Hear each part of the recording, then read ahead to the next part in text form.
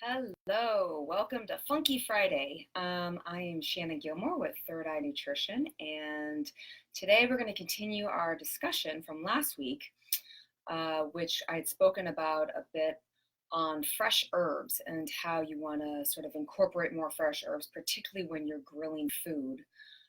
Because when you grill, particularly animal products, a bunch of sort of nasty little unwanted compounds get developed that you really don't want circulating in your body. And this week, I'm going to elaborate a bit on one of those compounds that I talked about, which is Advanced Glycation End Products, or AGEs for short.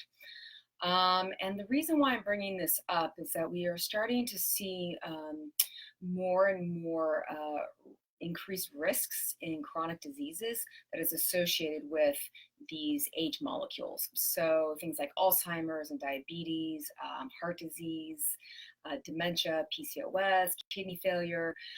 The list is actually pretty long, but it's something to sort of think about and maybe to start think about how you can prevent the development of those or eating those things in your diet. So let's first start with what it is. An advanced glycation end product is basically when you take a sugar molecule and you cross-link it and fuse it with either a fat or a protein. Okay, and this is typically either formed in blood or in food. Now, I say blood because obviously people that have high blood sugar, so those that are pre-diabetic or diabetic, tend to be a little bit vulnerable to the development of age molecules because they already have high sugar in their blood. But really, the problem with it is a little bit more than that because in a nutshell, age molecules are known to sort of increase inflammation and oxidative stress in the body. And anyone that is sort of has any type of inflammatory diseases or anyone that's inflamed in general is it's going to worsen. Their condition will worsen with ingesting more of these. And that's a bit of a problem because whether people realize it or not, everyone's inflamed to some degree.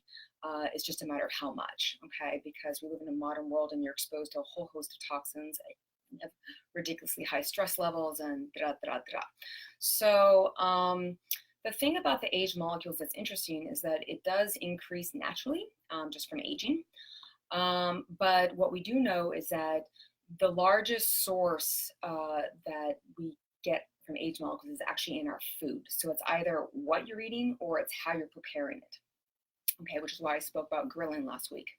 So I did a whole sort of newsletter this month on age molecules. And if you want to sign up for my newsletter at thirdeyenutrition.com, you can and find out more about this and how to like sort of eliminate it, how to decrease the exposure of it or offset the damage from it.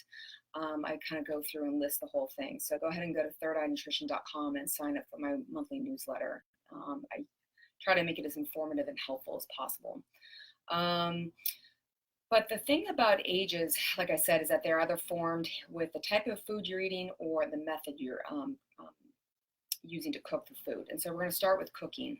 So ages tends to be formed with high dry heat. So whenever you're barbecuing, you're baking, you're grilling, you're searing, toasting, pan frying, which I love, all those things, it increases anywhere from like 10 to 100 times in levels of compared to like an uncooked product. Okay, so just cooking it alone is going to increase the age molecule content. Okay, but the second thing to sort of consider is that given that most foods do get cooked, or most people's entrees and foods that they consume do get cooked, a lot of these foods do have age molecules, and for the most part our body is able to like withstand it or offset it pretty well. But there are some foods that are actually much higher than others. So for instance, a piece of bread is much lower than, let's say, an animal product. And I know all the vegetarians out there are going to rejoice and like throw their hands in the air, but it's true that we are seeing the highest number of ages in things like meat, chicken, fish, cheese, eggs, butter, all that stuff. Okay, and we are seeing it also in like fried foods, like anything with oil in it that's been at a high heat. Again, because remember I said it's a cross link between a protein or fat and a sugar. Okay, so you're seeing it probably the worst thing you probably consume in terms of age molecules is probably like fried chicken, because then you get like a double whammy. But what do we do about this? Because, right now there's a huge raging thing with paleo diets and ketogenic diets, and like a lot of people are doing grass-fed butter in their coffee. And so what the heck do you do about that? Well, I can't go all of it right now. However, I will just go over 1 to 2 things. And then if you want to learn more, you can come visit me at Third Eye Nutrition, or you can come see me personally, and I can help you sort of decrease the inflammation in your body. So one method to do it, obviously, is just to like reduce your consumption of animal products. And that isn't as hard as people think. I don't think I'm asking you, I'm not promoting the ketogenic diet and I'm not promoting vegetarianism, but I am saying that you should be aware of this.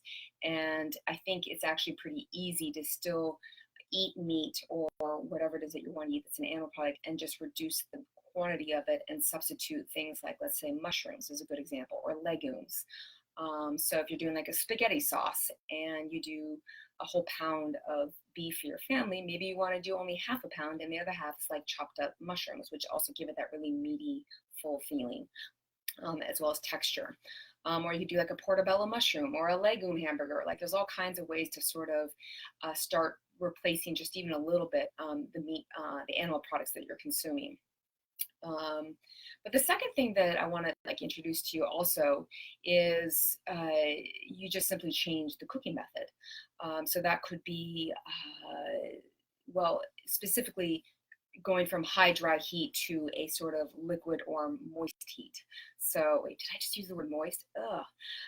Yes, but you put like liquids in your diet or cooking method. So you do like stewing, poaching, boiling, steaming. All these things are wonderful ways of sort of decreasing the development of these compounds. So like crock pot is like an amazing way to sort of keep, you can still maybe have your meat, but you can keep the ages from increasing to like crazy levels just by putting a liquid in it. So like a can of tomatoes or beef broth or vegetable broth, even any type of liquid, water, anything that will help minimize or mitigate the sort of the development of these compounds. Okay, so again, I'm just going to give you a couple ideas. There's a lot more to talk about this, but come seek me out at thirdeyenutrition.com to find out more about this, how you can sort of prevent unnecessary inflammation on top of already the current inflammation that most of us have to some level in our body. So have a lovely weekend, and I will see you next week. Ciao.